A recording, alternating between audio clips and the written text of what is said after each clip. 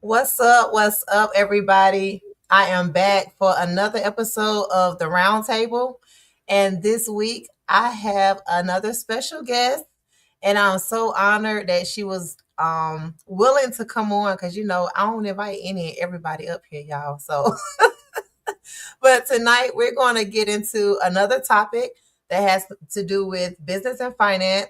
And this week, I wanted to speak with a real estate agent. I have not had one on yet. And I know we've been talking about credit repair and stuff like that. And I think that there was no better time than to talk about this. But right after we talked about credit repair, because a lot of people, we're trying to get our credit and stuff right so we can purchase things like houses. So I'm not going to hold her up and hold you up. I'm going to let her introduce herself. But we have here Mrs. Jackie Morris, and she is a realtor right out of North Carolina. So, Jackie, you can introduce yourself. Hey everyone, my name is Jackie Morris and I'm a realtor here. I'm in Eastern North Carolina. I'm a realtor at Keller Williams. I purchased my first home at 19, but I've been a licensed real estate agent for the last 4 years. And the reason I got into real estate is because when I purchased my home, it wasn't many people that looked like me. And then it wasn't that many people that looked like me that actually took the time to explain the process to me. So I wanted to become the agent that I didn't have.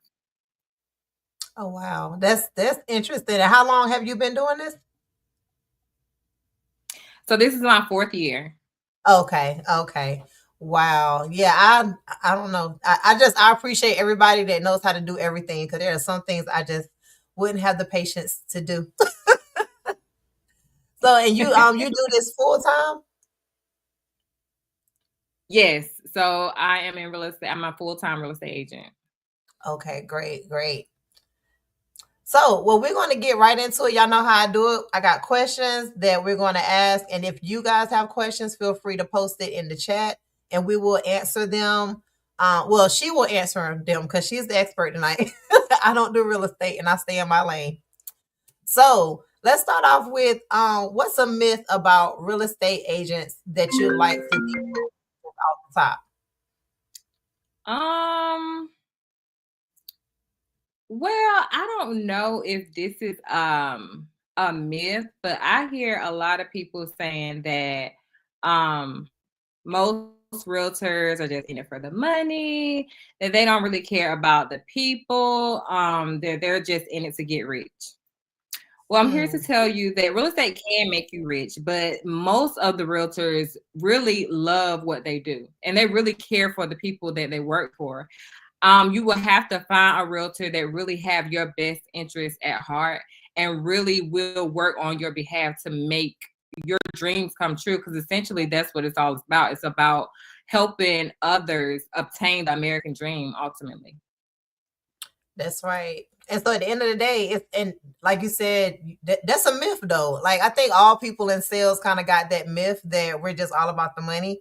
And some of them are, but some of us are really for the people. There's some And I good tell ones you, and some bad ones. and that's in every industry, guys. For sure. What are some of the biggest myths about buying a home that you still hear today? Um, Well, I hear people say that, it's better to rent than it is to buy, that people shouldn't really be buying homes and renting is like less headache, right? Mhm. And to some extent, I guess if you don't want to maintain your home, then maybe renting is for you. But the reason why I bought my first home ultimately was for stability, right? I knew that I wanted to create stability for my kids. I didn't know anything about equity or anything like that. I just knew because I grew up in the projects. So I knew that I didn't want monthly checks. And I knew like monthly checks, like when they walk around your apartment and check on to see how you maintain your house. I knew I didn't want that. I knew Right. I didn't want just my kids seeing any and everything. So in my mind, stability was owning my home instead of renting. So if you want stability and if you have want to create generational wealth, home ownership is still the way to go. That's what, so I know, and I'm guilty of that. Like I sat there for years, but I'm like, I don't know if I want to buy a home. For one, I feel like if I bought a home, I have to be stuck to that place like forever. Like this is where I got to decide to plant, you know. And I was like, I don't want to be stuck. Then I was like, what if I buy the house and I don't want to stay there? My kids don't want it. Then I got to go through selling it. It does. It could sound like a headache, but like you said, you have that that asset which can definitely be passed down and it's more to it than the way I was thinking about it. So yeah. It definitely could be a headache, but if you stay in the home a couple years and you gain a couple $1,000, 10, $20,000, and then you move, it's worth renting an apartment. And then when you moving out, you might get your security deposit back. Like it's just like you gotta weigh your options. Right, right. So right now, do you think it's a buyer's or a seller's market? And what factors should people consider? So right now the market is a slower market because of the holidays, because of the economy and things of that nature. But right now buyers do have advantages, especially if the home is sitting for a longer period of time. So if the home is sitting on the market for 60, 90, 120 days, then the buyers can ask the seller for more incentives, like to pay their closing costs. To like when I sold my house in 2014, the market was kind of like it is now. And the buyers from my house, I gave them my entertainment center, I gave them my living room sale. I was just like, take this house, please. So if you find a house and it's been sitting for a while, you can ask the seller if they're really motivated. They'll throw money at you or they'll throw furniture at you at no cost. So buyers really have incentives right now. Wow. Yeah, I hear that, guys, from the horse's mouth because it's not my. I'm staying in my lane. We talking about real estate tonight. It's the buyer's market right Listen, now. if you are able to purchase a home now, don't let the internet scare you. Don't let what people are saying scare you. If you are able to do it now, I highly suggest you get into real estate. Purchase real estate if you can. Oh, well, that's interesting. I've been hearing, mixed information, and that's why I love to bring experts on because we always want to clarify certain things. Let me shout out a couple people that spoke this evening. What's up, Takira out of New Jersey, and Tishela out of Delaware. What's going on, ladies? Thanks for tuning in. Let's Hey, see. hey. Okay, so can you really time the market for the best deal, or is it a myth? I know you just did that, but is that just coincidence or? So when you say time the market, like what are we really waiting for? Like we're not gonna have 2 and 3% COVID interest rates anymore, if that's what people are waiting for. Um Houses are not gonna go back down to the prices that they were, if that's what people are waiting for. So when you say time the market, like what are you really looking for? I think people need to look at what's best for their family, because when you look at the internet and these people are telling you don't buy a house until the interest rates are at this point, or don't buy a house until the prices are at that point, those people have bought several homes already. Mm, So you have to do what's best for you and your family. Go through the numbers and do what makes sense for you. Now, I don't suggest anybody be house poor. So if you can't afford to buy a house now, then don't do it just to say that you purchased a home. Do it when it looks right and it's financially right for you and your family. right, right. That's good advice because a lot of people compare situations, and just because somebody else got some type of deal and you waiting to get that deal, but like you said, you don't know their history, you don't know anything. So yeah, focus Absolutely. on what you can do for you and your family and leave it at that. Right. That's If you try to time the market, you would never buy real estate. right, because you can be waiting forever for something to come around.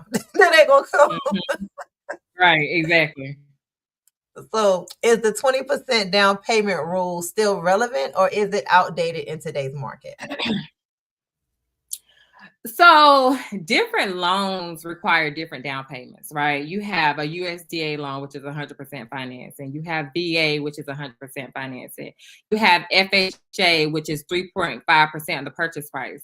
And you have conventional, which is 3 to 5% of the purchase price. Now, however, conventional, if you don't put 20% down, then you will have a PMI, which is a private mortgage insurance. So if you don't put that 20% down, you will have to pay that private mortgage insurance. It will be calculated into your payment, but you do not have to put 20% down on any loan. Okay. So it's pretty much kind of based on the type of loan and what their requirements are. Absolutely. Okay, okay. All right, y'all. Hope y'all taking notes because she giving us some good information. She just dropped some numbers. I heard about 10 percentages there. So So really, FHA is the best loan, especially if you have a low credit score, right? If you have like a 580 credit score, FHA is the way to go. But if you have a better credit score, then you can get a conventional loan. But like I said, you will have a PMI, but it's a better rate and it's a better down payment. okay. Again, they just have to compare apples to apple, well, apples to oranges in this case. Speaking of Right. credit. So how important is your credit score when buying a home? And are there myths around how high it needs to be? So credit is very, very important. And I know growing up, I wasn't taught how important credit was. I didn't know how important credit was. Like, our parents had bills in our name when we were 5 years old. Like, we always had bills in our name, but credit is, you have to take care of your credit like your life depends on it. Because if you ruin your credit, you really will have a hard time obtaining anything on credit, because we don't have hundreds of $1,000s in cash to put on in a property. Or some may, but some may not. So credit score is very important, but your debt to income ratio is important also. But if your credit is not right, you will not get approved for a property until your credit is at a good standing. Okay. And what's that bare minimum or average credit score that people should be working towards? So the minimum credit score will be a 580. Okay. Okay. Mm-hmm. I always hear 6 and 650. So 580. There's So hope, that's you guys. well, it depends on the lender, and I'm not a lender, I'm a realtor, but it depends on the lender also. But some lenders can qualify you with the 580. Okay. Well, that's good to know. Because sometimes getting from that 590 to that 600 be the hardest jump. So for the sellers, are open houses necessary or are they becoming less effective in modern real estate? So I think that open houses are very beneficial, because here again, a lot of people don't like the commitment, right? A lot of people have a hard time with committing to anything. So a lot of people don't want to commit to a realtor right away. So they go to open houses just to be able to see the homes without committing to a realtor. So Mhm. if you are a seller, I highly suggest you being open to having an open house, because you get more eyes on your property without them having to be represented by one specific realtor. Okay, well that's good. I know one of my friends, she went to open houses for probably a year and before she bought a house, and she was just like the guys who houses she was looking at, she said he treated her like a buyer every time. And so every time he was doing an open house, she went and looked at him and then she finally bought. But yeah, some people just like sightseeing. How does that, Yeah. how does that affect business? Like, if you notice that you have people that just come look at the houses and they don't have any intention to buy, or how does that work, or how does that make you feel? Well, when we window shop, we eventually are going to save up enough money to go back and get what we want, right?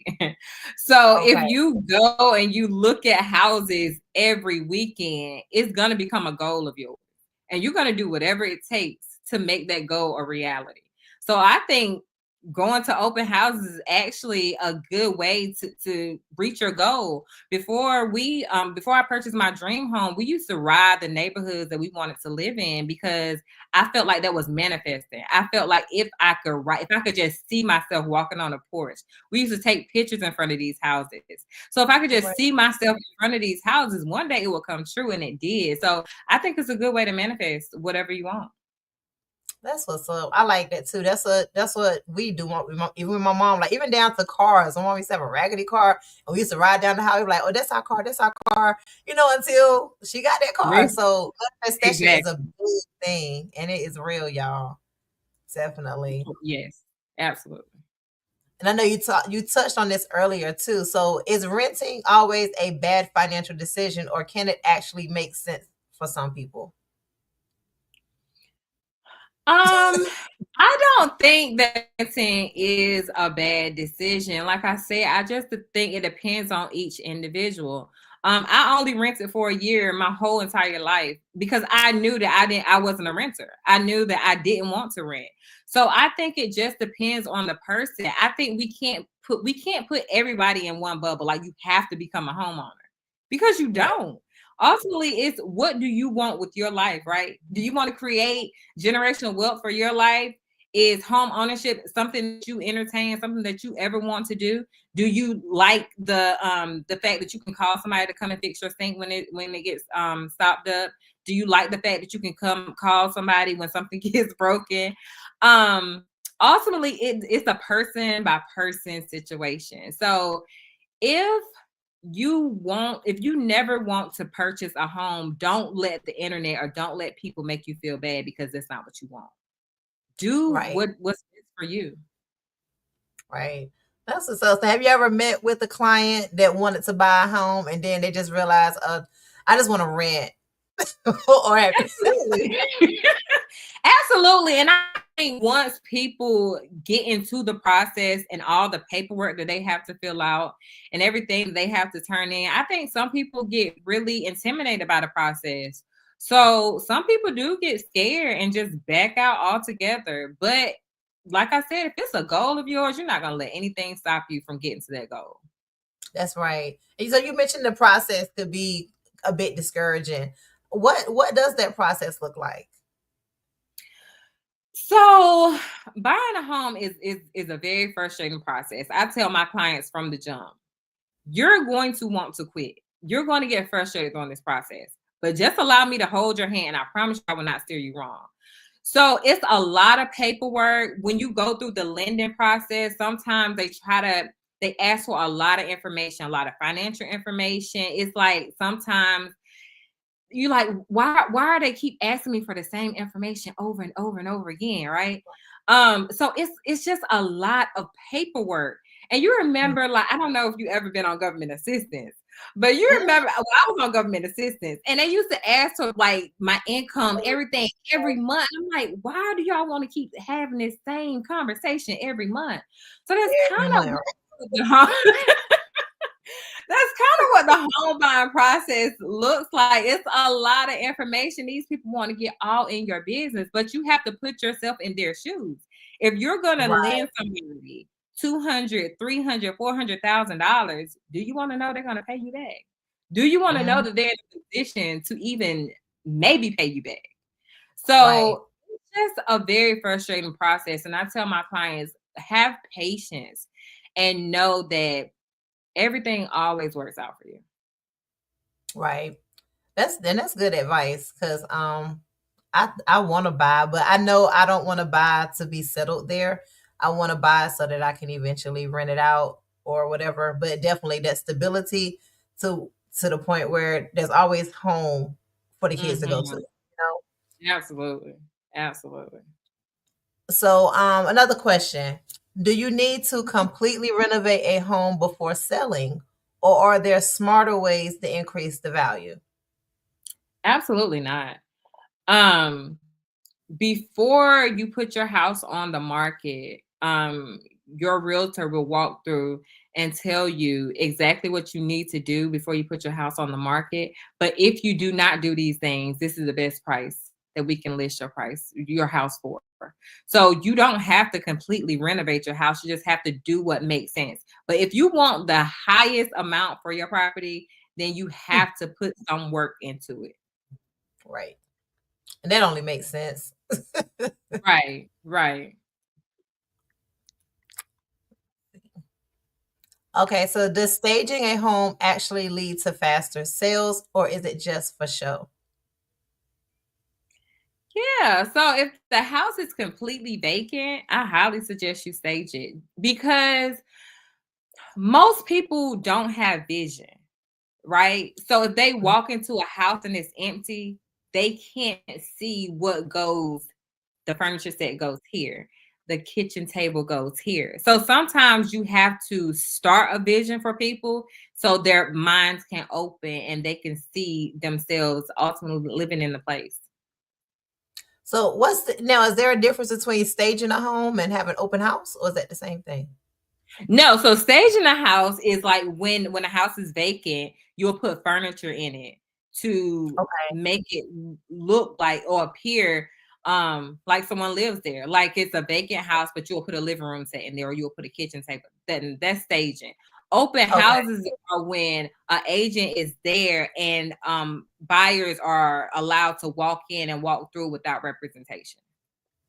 Okay. Okay. Wow. Wow, I learned me Hmm. something. Hmm. So what is the term for when somebody's selling their house and they still, if there's a term for it, they're still living in it, but they're showing the house? I've seen it like on more so on movies. So I'm assuming it's real.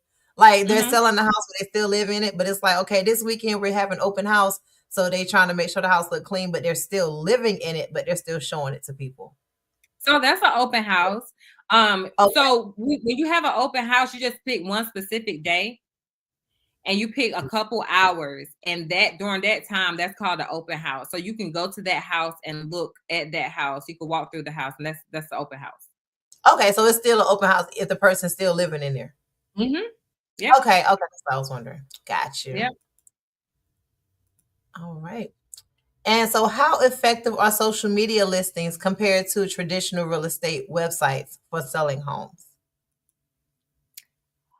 Um, well, we all know that social media is the way to go now. Social media is it. So I feel like if you have your listing on social media, people are going to see it. Millions of people are going to see it. Versus if you have it on a traditional website, you have to know what website to go to get to that listing. Now, if you have it like on the multiple listing service, now everybody can see that. But social media and a traditional site is just different ways to market the home. But ultimately, social media is going to get more eyes on your home, I believe.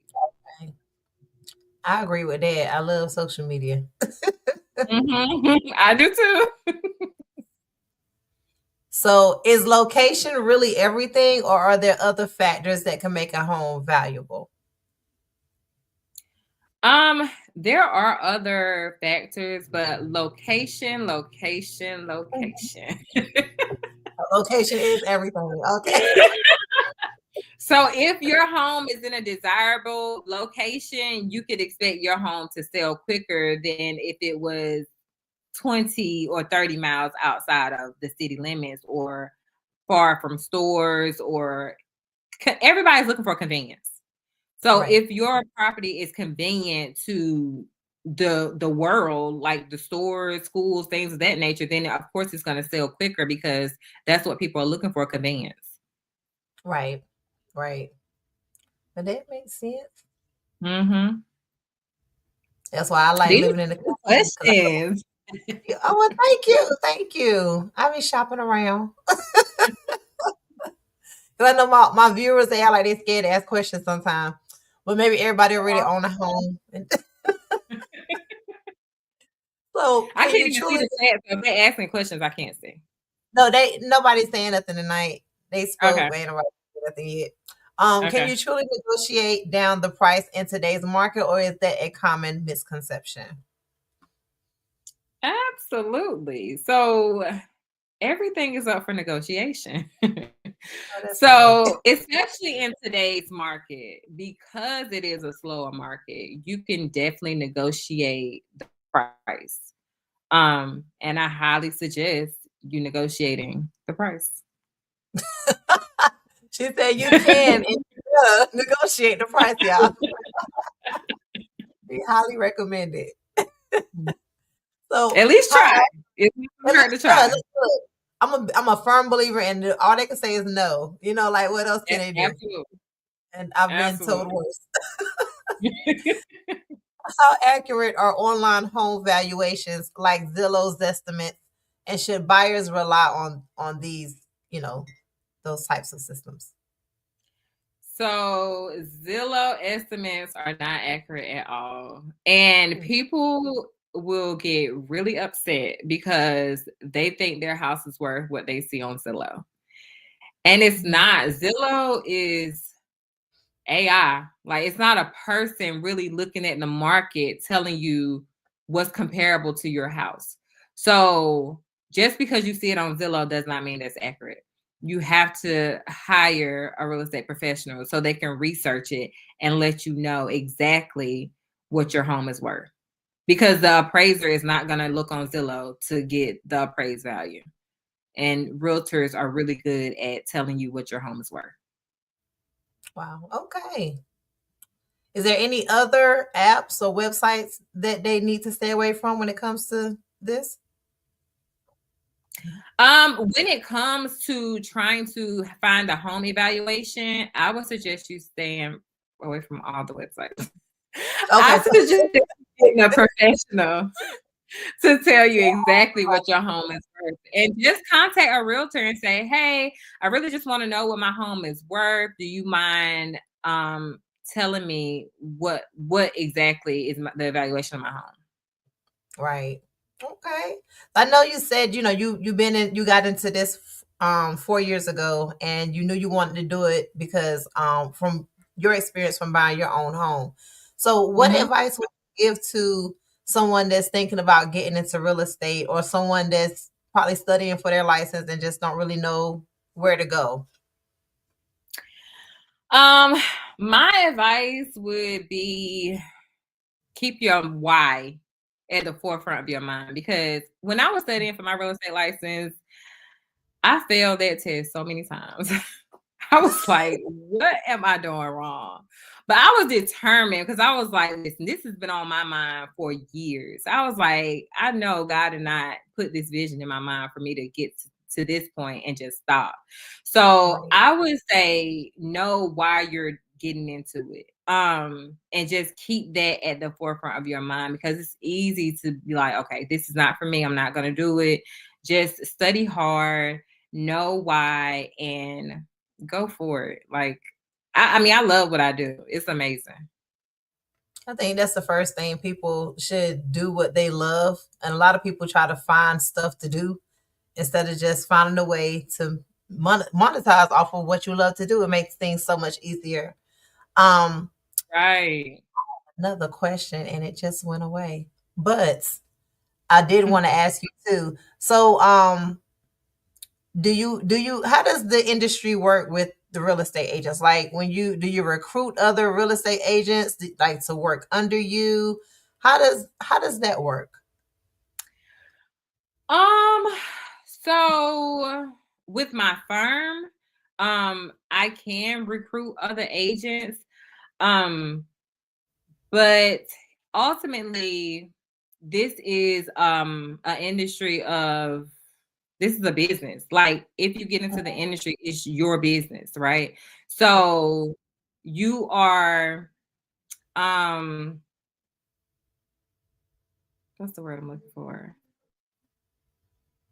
You are responsible for your Mhm. own success in the industry. Right. When I got into the industry, I really it's not as it's not what I expected, right? Mhm. You're really on your own. So I Oh, had to find my way, and I had to learn it myself, because in school, real estate school, they don't teach you what's really about to happen. Okay.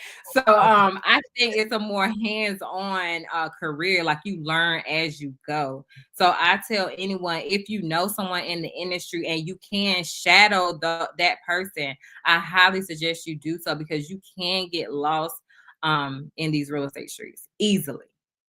Wow. Okay. That's interesting.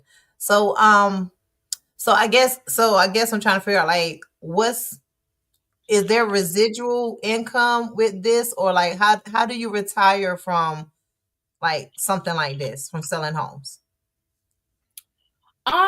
So with anything, you have to put money aside, right? Mhm. So I think in real estate, you have to create your own retirement plan. Okay. Um, if you're trying to get into real estate and you want to know how to put money aside, you have to learn how to budget your finances. You Right. can't you can't spend everything you make. And Right. contrary to popular belief, what people see on that closing disclosure that the realtors get is actually a lot less when it gets to the realtor's hand. So you have to be smart with how you spend your money and how you budget your money, because if you don't budget wisely, as quick as you get it, it can be gone. So Right. I suggest people, just like you do on a job, put money to the side in a savings account so that you can retire early. Right. Invest in real estate, invest in properties, make smart investments. So that's essentially how you retire from real estate. Cool. And so what is your end game? Like how long do you plan to do this before you retire? I always ask So all my guests I have a these things. ways to go. Like I said, I love it. Right. Right now, like I love the people. I love meeting with people. I love helping people. So that's the part of it that I love. So Mhm. I'm not really um in a rush to Right. quit that yet, because I know that, it's thousands of people that's coming that haven't gotten to me yet. So I don't know how many years I will stay in this, but I know that I want to help as many people as I can just shift their mindset from a renter mentality to a homeowner mentality. Because for me, it's deeper than buying a house. It's deeper than me trying to get somebody to purchase a home. For me, it's about switching your mindset from poverty to abundance. It's about showing my community that there is a different way.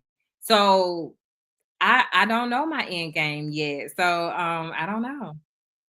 Look, and that is completely fine. A lot of like I told people I got into insurance because I saw another single parent that was making money, and I was like, I want to make a lot of money. And then it wasn't until a couple years into it I realized what I'm actually able to do. And here I am 10 years later.